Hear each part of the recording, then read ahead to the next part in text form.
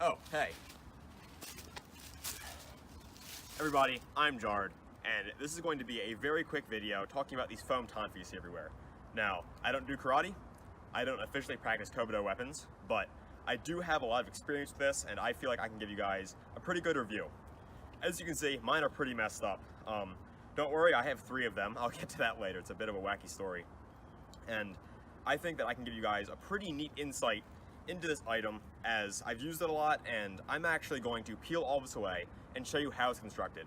All that said, let's get to the construction. Okay everybody, now don't flip out. This was actually already broken. That's actually why I'm doing all this to it. I wouldn't do it to a new Tonfa.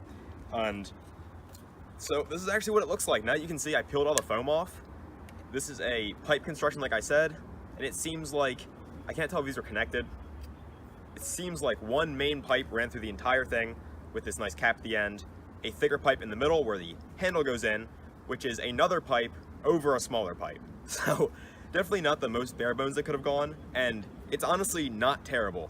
Now, I've actually had another one break before, and don't flip out, I'll explain, it's not as bad as you think, but they've always broken here at this connection point, so maybe that's something they want to look at.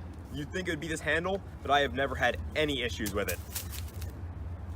Alright, now, before I get on to the performance and other stats, I do want to talk again about the durability, because that's probably going to be your guys' main worry, as I've had 2 of them break. Now, this is actually a bit of an interesting story, and I don't know how I specifically feel about this Tonfa's durability, but when I first bought these, it was for my friend at Christmas. I'm actually not the guy who uses these all the time, it's my sparring partner. However, I've still used them, and he's used them a ton. The first ones I got for Christmas actually just came broken.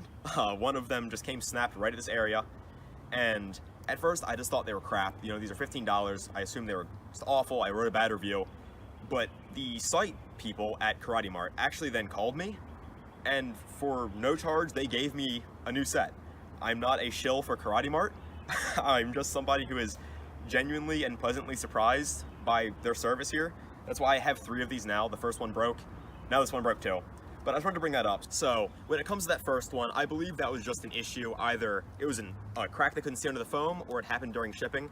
Because once they sent me these new ones, well, this is one of the new ones too, I had no durability issues for a really long time. I was very surprised, because the first one just cracked, it came broken. I assumed they were all bad. But they sent me new ones, and we've done a lot of sparring. Against harder weapons, I've used the Odachi against it. That's actually how this one cracked. And it's for that reason. While I'm sure many of you will just want to assume that since it broke, it's awful, I'm pleasantly surprised that a $15 item like this actually stood up as much as it did. When it comes to breaking this one, even, I used the Odachi a lot against it. It was just one day in particular, I said something like this to my friend. Yeah, and I'm just gonna keep banging your Tonfa. over and over again until I give you a first dosage of my comeuppance. Or something to that effect. Now, needless to say, it definitely wouldn't have broken if I didn't swing so hard with the Odachi that day, and even then, I think if it didn't have the foam missing from fighting the polypropylene weapons, it might still have survived, but I was hitting bare plastic with this thing as hard as I could, basically, so there's no wonder something cracked. Now, beyond that, beyond durability, I'll stop rambling about that. I can actually talk about the performance of this. It only really has one other downside, and this only applies to some people. If you actually like Tonfa for the kata and all of these spin moves, this is not good for that. Because of the foam, it's not a very smooth surface, and you can't do a lot of the things people like to do. It's kind of hard to do this, and some of the moves people do with Tonfa require these, so I wouldn't rely on that. So yeah, basically spin moves are a no-no with these, but otherwise, they'll perform very well if you want to practice blocking or some basic striking with them. Again, I'm not really the expert on these, it's more my friend's thing, but that's just what I can tell you from his use and mine. Beyond that, basic statistics, this is about 20 inches if I remember, and I believe this is a 5-inch handle. This is a pretty long Tonfa, but that's good for most people. You don't want it to be too short. These are very good either for somebody who's going to spar with light weapons, for example. I got into nunchucks, so using these were perfect together. None of these damage each other, they're both very light, and you can get hit in the head with either of these and it's fine. Doesn't work that well, like, just doesn't work. Doesn't work. What was I saying? Oh yeah, so this will do great against any very light weapons you have. If you have other foam weapons like a foam bow staff or foam nunchaku like me, then this is absolutely perfect.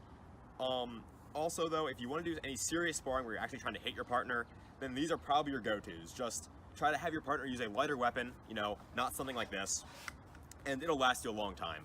It's just with wooden tonfa, there's really no substitute for something that has a realistic weight but wouldn't do a lot of damage if you smacked him in the head.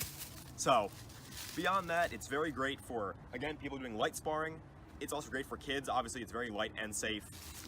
And beyond that, these are great for anybody who doesn't know if they're necessarily into tonfa yet. If they have no experience, but they think they might like these weapons, then I think this is a great choice. This is basically the cheapest you can get, and it's not ridiculously light. You can still practice your basic moves, and that's exactly what I did for my friend. He didn't know about tonfa, we got these, and now he's into them. These are a great option. They're, if you don't mind the durability, and I know it's scary that I've told you that 2 of these are broken for me, but I just can't confirm myself whether that is a problem with the product or just with the shipping, like I said, because the second one, while it did break, it lasted a long time, and I treated it way worse than I should have.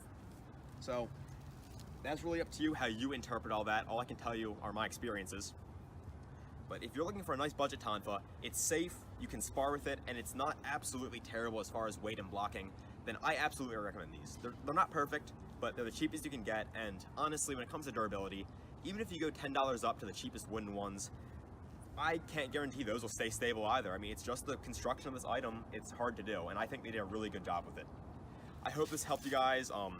I know I couldn't say much, but I think I showed you all that you really can with this item. So, that's really it. Have a nice day.